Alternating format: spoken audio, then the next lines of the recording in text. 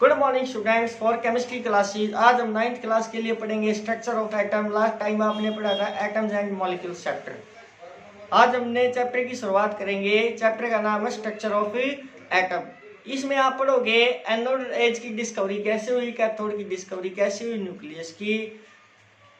उसके बाद कुछ न्यूमेरिकल्स आएंगे, उनके बारे में मैं आपको बताऊंगा। सबसे पहले हम पढ़ेंगे डिस्कवरी ऑफ कैथोड रेज, यानी कि डिस्कवरी ऑफ इलेक्ट्रॉन। सबसे पहले देखो भाई, कैथोड रेज की डिस्कवरी किसने की और कब की। इसमें जो है यानी कि इसका मतलब क्या है, discovery of electron. Discovery of electron किसने की थी, ये देखिए। जे थॉमसन एक साइंटिस्ट था, उसने तो कैरेक्टरिस्टिक्स के बारे में स्टडी कराया था, लेकिन उसके बाद आया वही विलियम क्रूक्स 1879 में। इसकी डिस्कवरी किसने की थी, विलियम क्रूक्स ने इन 1879। कब? 1879 में। फिर आता भाई डिस्चार्ज ट्यूब क्या होती है। इसमें हम पढ़ेंगे कि डिस्चार्ज ट्यूब क्या होती है, कैथोड रे की डिस्कवरी कैसे हुई, किसने की। तो इसमें किसने की भाई, विलियम क्रूक्स ने। कब की? 1879 में। इसने क्या किया, एक डिस्चार्ज ट्यूब ली, उसके अंदर 2 इलेक्ट्रोड लगा दिए भाई, एक तो कैथोड और एक एनोड। कैथोड पे नेगेटिव चार्ज होता है और एनोड पे पॉजिटिव चार्ज होता है। किसके अंदर लगाए हुए, एक डिस्चार्ज ट्यूब के अंदर। फिर इसको एक हाई वोल्टेज के साथ कनेक्ट कर दिया, बैटरी के साथ कनेक्ट कर दिया गया है, जिसमें 10,000 वोल्ट करंट को पास किया गया। तो देखो भाई, विलियम क्रूक्स ने क्या किया, एक डिस्चार्ज ट्यूब ले ली। जैसे कि एक कोई डिस्चार्ज ट्यूब है,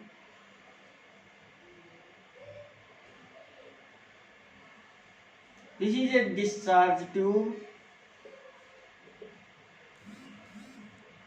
डिस्चार्ज ट्यूब, इसमें देखो 2 इलेक्ट्रोड लगा दिए गए हैं, इनको कनेक्ट कर दिया गया है वही वायर के साथ।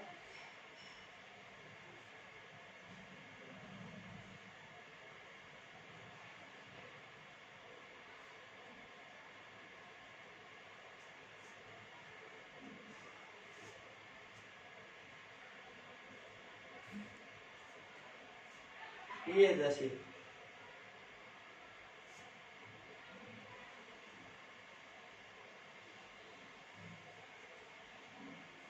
जो ये तो होगा नेगेटिव साइन और ये होगा पॉजिटिव साइन।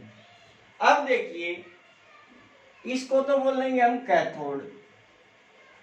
क्या बोलोगे इसको, कैथोड।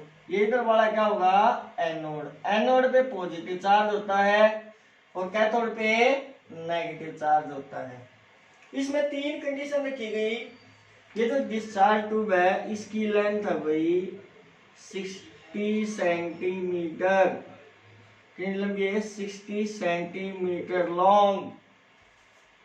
60 सेंटीमीटर लॉन्ग ये लंबी है। फिर आता है प्रोडक्शन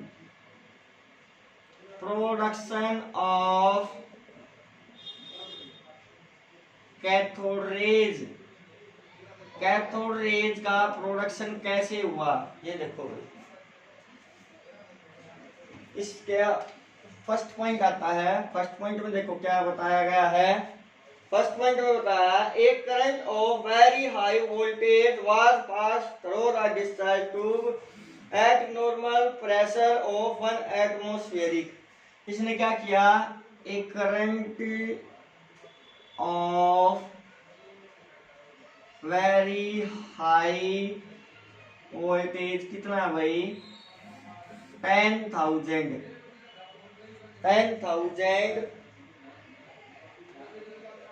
वोल्ट्स। कितना भाई, 10,000 volts passes through a discharge tube passes through a discharge tube, फिर at normal pressure of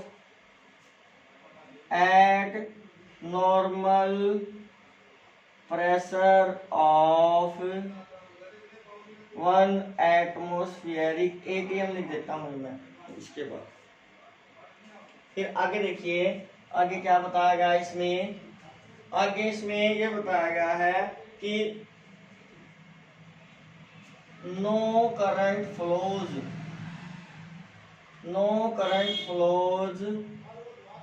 between anode and cathode.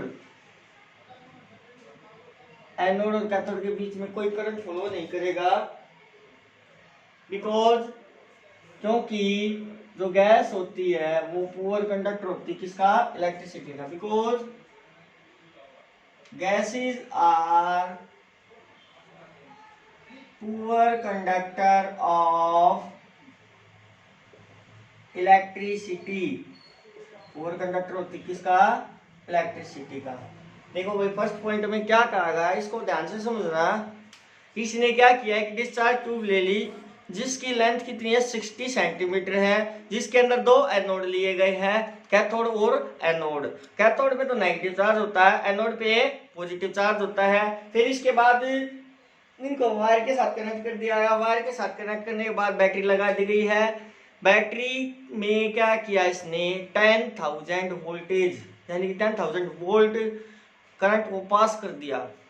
जैसे ही करंट को पास करते हैं तो इसमें प्रेशर लिया गया 1 एटमॉस्फेरिक, यानी कि ये बताया गया है जो इलेक्ट्रोड लगाए गए कैथोड और एनोड उनके बीच में करंट फ्लो नहीं करेगा, क्योंकि इसमें गैस का जो प्रेशर है वो क्या है?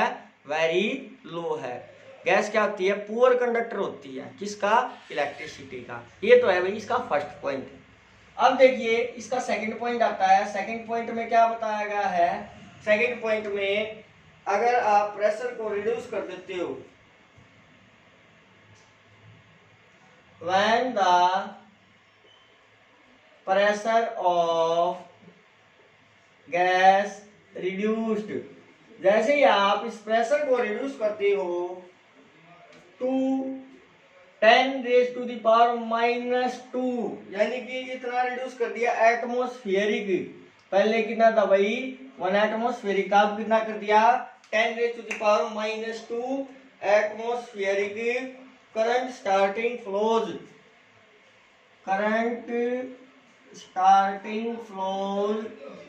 करंट फ्लो करना स्टार्ट कर दिया। Flows between cathode and anode. Cathode और एनोड के बीच में क्या होगा? करंट फ्लो करना स्टार्ट कर देगा। And A coloured glow is observed. यहां से देखो कैथोड की तरफ से कलर ग्लो करना स्टार्ट कर देता है। एंड द कलर्ड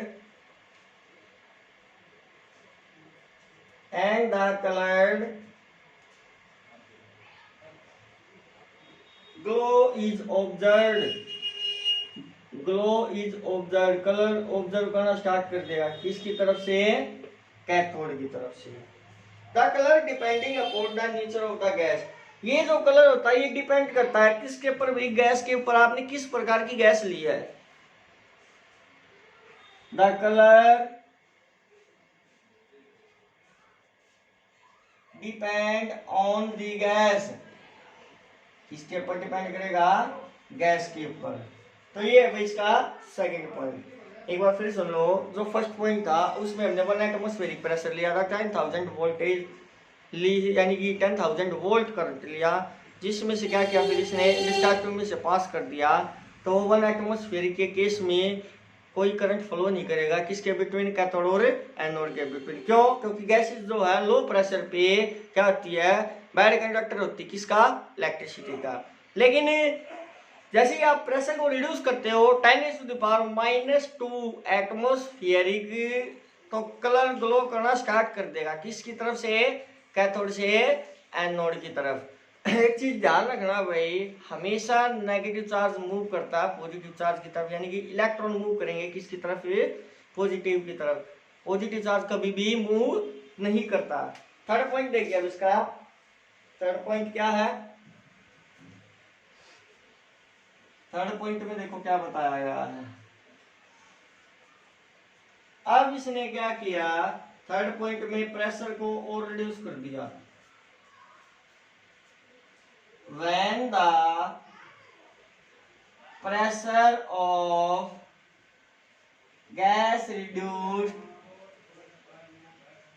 to, कितना रिड्यूस कर दिया भाई, 10⁻⁻⁻⁴ एटमोस्फेरिक, यानी कि और रिड्यूस कर दिया। The glow between the electrodes disappears। अब क्या किया इसने, पहले तो 10⁻⁻² किया था प्रेशर को रिड्यूस, उसमें कलर आ रहा था, लेकिन जैसे ही यहाँ पे 10⁻⁻⁴ एटमोस्फेरिक प्रेशर यानी कि गैस के प्रेशर को और रिड्यूस कर दोगे तो जो ग्लो आ रहा था कलर का बिटवीन इलेक्ट्रोड्स यानी कैथोड और एनोड के बीच में जो कलर था वो क्या होगा, डिसअपियर हो जाएगा। कब? जब आप प्रेशर को और रिड्यूस कर देते हो, कितना, 10⁻⁻⁴ atmospheric. But the current continuous to flow, लेकिन जो करंट होगा, but the current flowing between the electrode continuously, यानी कि जो करंट होगा वो क्या होगा, कंटिन्यूअसली फ्लो करेगा। ये तो था भाई क्या, प्रोडक्शन किसका, कैथोड रेज का। अब देखो इसमें ये बताया गया है जो कैथोड है इसके ऊपर नेगेटिव चार्ज होता है, इलेक्ट्रॉन मूव करेंगे किसकी तरफ, एनोड की तरफ। नेगेटिव चार्ज मूव करेगा किसकी तरफ, एनोड की तरफ, यानी कि पॉजिटिव चार्ज की तरफ मूव करेगा। इससे क्या साबित हुआ कि जो नेगेटिव चार्ज होता है वो क्या होंगे, इलेक्ट्रॉन होंगे। अब इसके बाद कुछ प्रॉपर्टीज आती है कैथोड रेज की। कैथोड रेज की प्रॉपर्टीज क्या थी, इनको ध्यान से समझना भाई। सबसे पहले आता है फर्स्ट प्रॉपर्टीज में फर्स्ट प्रॉपर्टीज है properties of cathode rays. First property देखिए क्या बताई गई है। फर्स्ट में बताया है cathode rays travel in straight line. Cathode rays हमेशा कैसे मूव करती है, cathode rays travel in straight line, हमेशा स्ट्रेट लाइन में मूव करती है। Second, cathode rays made up of material particles, किससे बनी होती है, मटेरियल पार्टिकल से बनी होती है। Third, cathode rays consist of negative charge, किसको कंसिस्ट करती है, नेगेटिव चार्ज को। फिर फोर्थ प्रॉपर्टी आती है इसकी, cathode rays producing heating effect. एक जो ये हीटिंग इफेक्ट को क्या करती है, प्रोड्यूस करती है। Fifth, cathode rays produce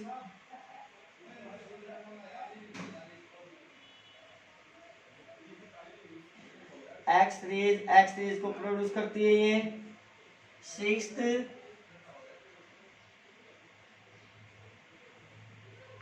cathode rays affect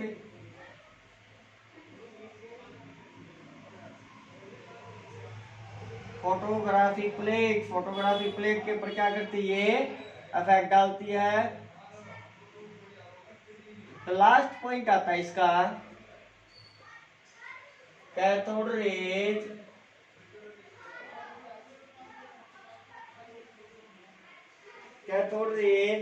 have penetrating effect, इसका पेनिट्रेटिंग इफेक्ट होता है भाई। तो ये तो थी क्या प्रॉपर्टी ऑफ कैथोड रेज। अब इसके बाद आता है इलेक्ट्रॉन। इलेक्ट्रॉन क्या होता है? इलेक्ट्रॉन में देखो ये जो प्रॉपर्टी बताई गई इसमें बता देता मैं। Cathode rays are made up of material particle. Cathode rays किससे बनी होती है? मटेरियल पार्टिकल से बनी होती है। और किसको शो करती है? नेगेटिव चार्ज को शो करती है, जिसको हम क्या बोलते हैं? इलेक्ट्रॉन। आज की वीडियो के लिए इतना ही काफी है भाई। जो नेक्स्ट टॉपिक होगा, यानी कि अभी ये टॉपिक थोड़ा बाकी है जिसको मैं नेक्स्ट वीडियो में पढ़ाऊंगा। Thank you.